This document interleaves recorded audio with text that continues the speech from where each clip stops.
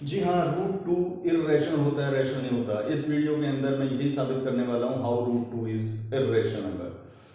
Root two को irrational prove करने के लिए हमें दो चीज़ों की जरूरत पड़ती है। सबसे पहले हमें पता होना चाहिए कि प्राइम नंबर कौन से होते हैं, और दूसरा मुझे पता होना चाहिए एक थ्योरम जिसका भी जिक्र मैं इसी वीडियो के अंदर करने वाला हूँ।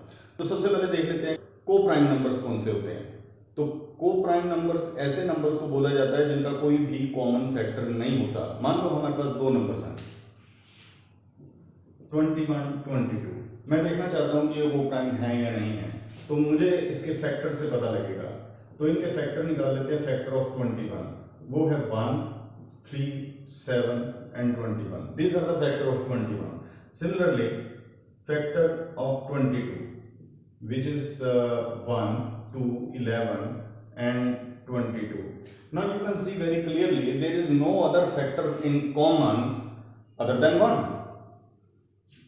इसका मतलब ये हो गया 21 22 आर को प्राइम नंबर।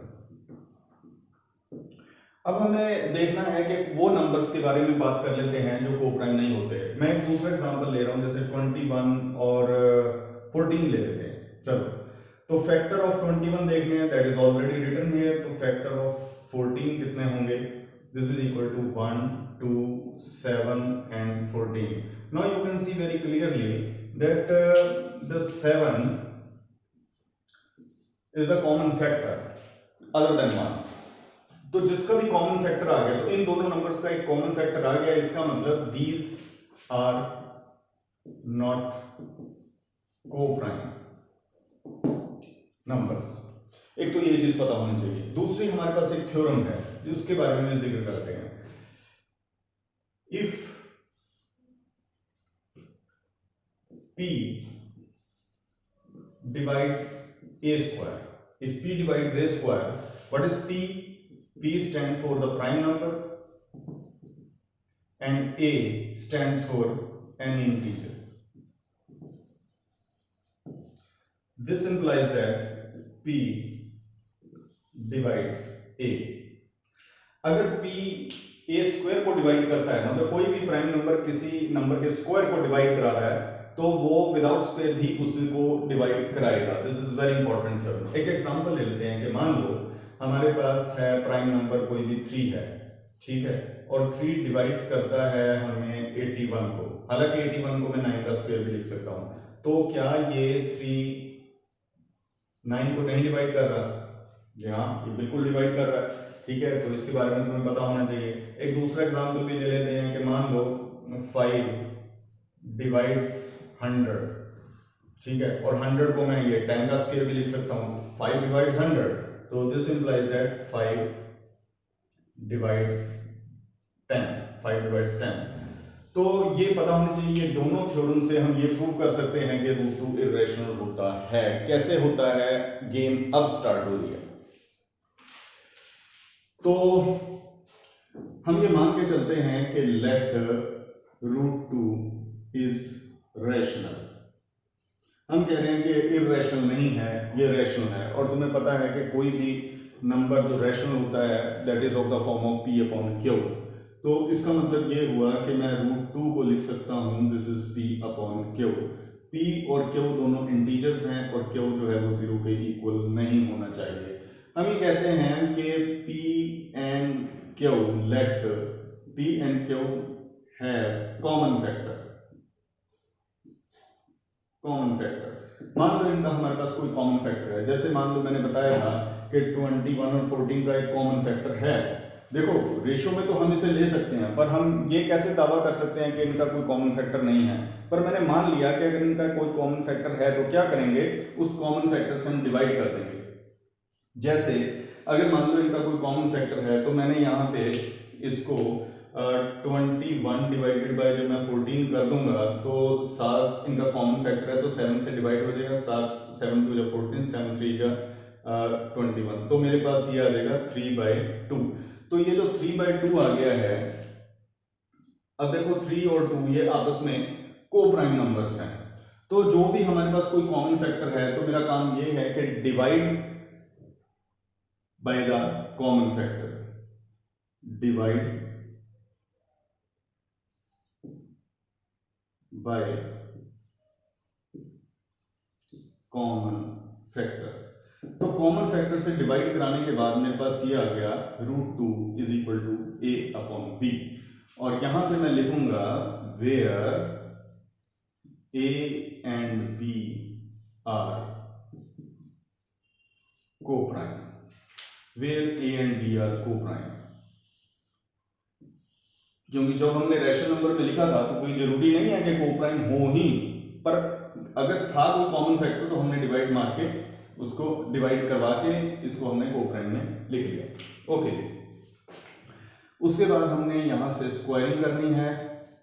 स्क्वायरिंग की तो मेरे पास आ गया रूट कैंसिल आउट हो गया, 2 is equal to a square upon b square. Now we can write it as a square by 2 is equal to b square. This implies that 2 divides a square. 2 divides a square. This is very important. यहीं से एक game शुरू होगी। अब यहाँ पे 2 divides a square, तो मैंने बताया था कि अगर कोई प्राइम नंबर किसी नंबर के स्क्वायर को डिवाइड करता है तो वो a को भी डिवाइड करेगा। तो what does it mean? This implies that 2 divides a, 2 divides a, ये चीज आ गई। ठीक है, ओके, अगर ये 2 a को डिवाइड करा रहा है तो इसका मतलब ये हुआ 2 divides a, तो कोई ना कोई नंबर तो यहां पे हमारे पास आएगा ना, तो हमने उसे कह दिया कि c।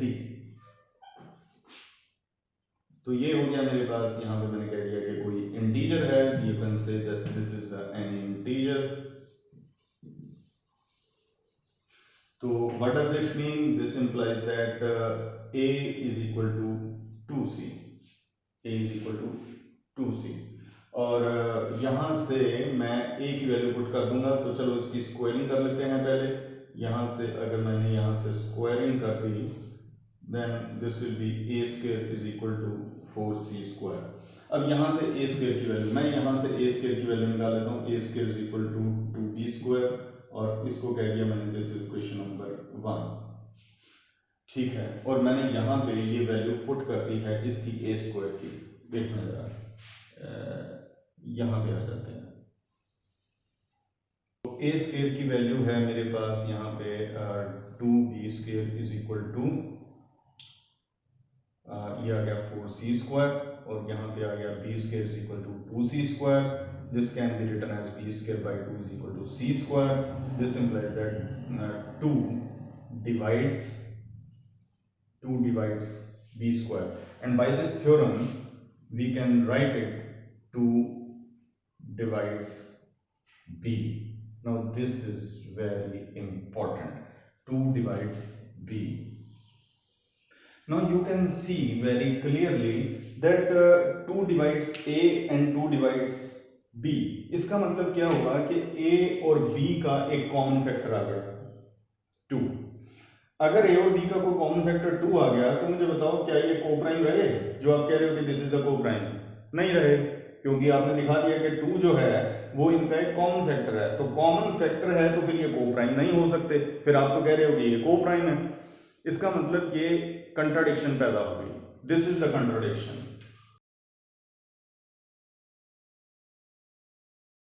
So this is the contradiction. This contradiction has arisen due to our wrong supposition.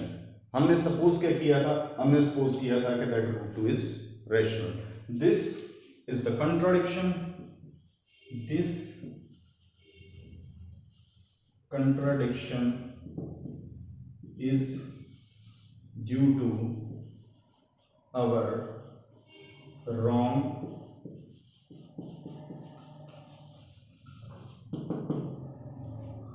this contradiction is due to our wrong supposition, and our supposition was that √2 is rational number, so therefore √2 is irrational number.